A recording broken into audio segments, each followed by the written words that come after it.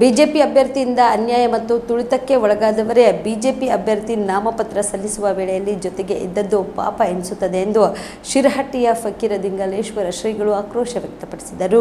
ಹುಬ್ಬಳ್ಳಿಯಲ್ಲಿ ಸುದ್ದಿಗಾರರೊಂದಿಗೆ ಮಾತನಾಡಿದ ಅವರು, ಬಿಜೆಪಿ ಅಭ್ಯರ್ಥಿಯಿಂದ ಅಧಿಕಾರ, ರಾಜಕೀಯ ಸ್ಥಾನಮಾನಗಳಿಂದ ಅನ್ಯಾಯಕ್ಕೆ ಒಳಗಾದ 90% ಜನ ಅಭ್ಯರ್ಥಿಗೆ ಬೆಂಬಲ ವ್ಯಕ್ತಪಡಿಸಿ ಬಂದಿದ್ದು ಅಯ್ಯೋ ಎನಿಸುತ್ತದೆ. ಮತ್ತೆ ಅವರ ಬೆನ್ನಿಗೆ ನಿಂತದ್ದು ಯಾವ ಪುರುಷಾರ್ಥಕ್ಕಾಗಿ ಎಂದು ಸ್ವಾಮೀಜಿ ಪ್ರಶ್ನಿಸಿದರು. ಬೆಂಬಲ ನೀಡುವಂತಹ ಅನಿವಾರ್ಯತೆಯನ್ನು ಬಿಜೆಪಿ ಅಭ್ಯರ್ಥಿ ಸೃಷ್ಟಿಸಿದ್ದಾರೆ ಎಂಬ ಅನುಮಾನ ಮೂಡುತ್ತಿದೆ. ಏಕೆ ಎಂದರೆ ಸೋಲಿನ ಹತಾಶೆ ಭಾವ ಅವರನ್ನು ಕಾಡುತ್ತಿದೆ ಎಂದು ವ್ಯಂಗ್ಯವಾಡಿದರು. ಇನ್ನು ಮಾಜಿ ಸಿಎಂ BS ಯಡಿಯೂರಪ್ಪ ಅವರು ನನ್ನ ಜೊತೆಗೆ ಮಾತನಾಡಿದ್ದು ನಿಜ, ಆದ್ರೆ ಅದು ಅವರ ಪಕ್ಷದ ಕರ್ತವ್ಯದ ಹಿನ್ನೆಲೆಯಲ್ಲಿ ಮಾತನಾಡಿದ್ದಾರೆ. ನಮ್ಮ ನಿಲುವು ಸ್ಪಷ್ಟವಾಗಿದೆ. ಈ ಚುನಾವಣೆಯಲ್ಲಿ ನಾವು ದುಸ್ಸಾಹಸ ಮಾಡುತ್ತಿಲ್ಲ, ಸಾಹಸ ಮಾಡುತ್ತಿದ್ದೇವೆ. ಇದು ಧರ್ಮ ಯುದ್ಧ, ಸ್ವಾಭಿಮಾನದ ಚುನಾವಣೆ ಆಗಿದೆ. ಕಣದಿಂದ ಯಾವುದೇ ಕಾರಣಕ್ಕೂ ಹಿಂದಕ್ಕೆ ಸರಿಯುವುದಿಲ್ಲ ಎಂದು ಸ್ಪಷ್ಟವಾಗಿ ಹೇಳಿದ್ದೇನೆ ಎಂದರು. ಅವರು ಅನಿವಾರ್ಯತೆಗೆ ಹೋಗಿದ್ದಾರೆ ಹೊರತಾಗಿ ಮತ್ತೊಂದು ಕಾರಣ ಇಲ್ಲ. ಅನಿವಾರ್ಯತೆಯನ್ನು ಇವರು ಸೃಷ್ಟಿ ಮಾಡ್ತಾರ. ಬಹಳ ದುರಂತ ಅಂದ್ರೆ ಏನು ಮಾನ್ಯ ನಾಯಕರು ಬಂದಿದ್ದಾರಲ್ಲ, ಅದರಲ್ಲಿ 90% ಭಾಗ ಇವರಿಂದ ತುಳಿತಕ್ಕೊಳಗಾದವರು. ಅವರು ತುಳಿತಕ್ಕೊಳಗಾಗುವಾಗ ಇವರು ಹೋಗಿ ನಿಲ್ಲಲಿಲ್ಲ. ಆದರೆ ಇವ್ರ ಬೆನ್ನಿಗೆ ಅವ್ರು ಬಂದು ನಿಲ್ಲಬೇಕು ಅಂತಕ್ಕಂಥ ಇವ್ರ ಆಗ್ರಹ ಏನೈತಲ್ಲ, ಯಾವ ರೀತಿ ಈಗೂ ಕೂಡ ಎಲ್ಲರ ಮೇಲೆ ಹಿಡಿತವನ್ನು ಸಾಧಿಸ್ತಾ ಇದ್ದಾರೆ ಅಂತಂದ್ರೆ ವಿಪರೀತ ಹಿಡಿತವನ್ನ ಸಾಧಿಸ್ತಾ ಇದ್ದಾರೆ.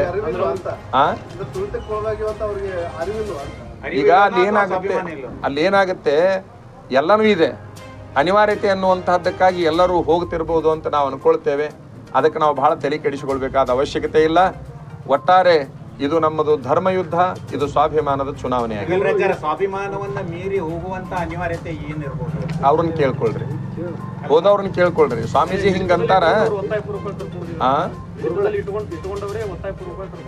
ಮತ್ತು ಒತ್ತಾಯ ಯಾರು ಹಂಗ ಸುಮ್ಮನೆ ಯಾರು ಬರೋರ್ದಾರ ನಿಮಗೆಲ್ಲ ಗೊತ್ತಲ್ಲಿ ಯಾರ್ಯಾರು ಯಾವ ಟೈಮಿಗೆ ಬಂದ್ರ ಅಂತೇಳಿ. ಅಂದ್ರ ಅವ್ರವ್ರ ಕ್ಷೇತ್ರದೊಳಗೆ ಚುನಾವಣಾ ಪ್ರಚಾರಗಳನ್ನ ಬಿಟ್ಟು ಅನಿವಾರ್ಯವಾಗಿ ಬಂದು ನಿಲ್ತಾರಂತಂದ್ರ ಆಗ್ರಹ ಪೂರ್ವಕವಾಗಿ ಬಂದಿರ್ತಾರೆ. ಬಿಜೆಪಿಗೆ ಪಕ್ಷ ಮುಖ್ಯ, ವ್ಯಕ್ತಿ ಮುಖ್ಯ ಅಲ್ಲ ಅನ್ನೋದು ಒಂದು ಸಿದ್ಧಾಂತ ಇದೆ. ಏನಾಯ್ತು?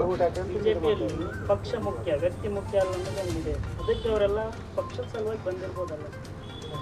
ಇಲ್ಲಿ ಎದ್ದು ಕಾಣ್ತಾ ಇರೋದು ಅವರಿಗೆ ಪಕ್ಷ ಎದ್ದು ಕಾಣ್ತಾ ಇಲ್ಲ, ಬಹುಶಃ ವ್ಯಕ್ತಿ ಎದ್ದು ಕಾಣ್ತಾ ಇರ್ತಕ್ಕಂಥದ್ದು ನಮಗೆ ಗೊತ್ತಾಗ್ತಾ ಇದೆ.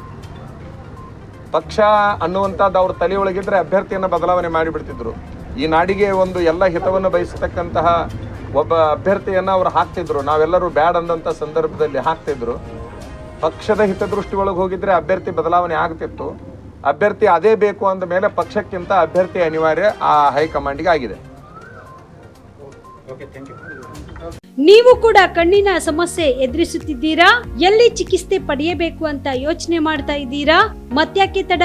ದೃಷ್ಟಿ ಐ ಆಸ್ಪತ್ರೆ ಕಲಬುರಗಿಗೆ ಭೇಟಿ ನೀಡಿ. ಖ್ಯಾತ ಅನುಭವಿ ವೈದ್ಯರಿಂದ ಕಡಿಮೆ ದರದಲ್ಲಿ ಚಿಕಿತ್ಸೆ, ಕಣ್ಣಿನ ಪರೀಕ್ಷೆ, ಹೊಲಿಗೆ ರಹಿತ ಶಸ್ತ್ರಚಿಕಿತ್ಸೆ, ಪೊರೆ ಆಪರೇಷನ್, ಲೇಸರ್ ಇಂಜೆಕ್ಷನ್ ರಹಿತ ಶಸ್ತ್ರಚಿಕಿತ್ಸೆ, ಸಕ್ಕರೆ ಕಾಯಿಲೆ ಇರುವವರಿಗೆ ಲೇಸರ್ ಚಿಕಿತ್ಸೆ, ದೂರದೃಷ್ಟಿ ದೋಷ ಹಾಗೂ ಸಮೀಪ ದೃಷ್ಟಿ ದೋಷದ ಸಮಸ್ಯೆಗೆ ಸೂಕ್ತ ಪರಿಹಾರ, ಕನ್ನಡಕದ ಸೌಲಭ್ಯ, ಕಾಂಟ್ಯಾಕ್ಟ್ ಲೆನ್ಸ್ ಅಳವಡಿಕೆ, ಇಷ್ಟೆಲ್ಲ ಸೌಲಭ್ಯ ಒಂದೇ ಸೂರಿನಡಿ.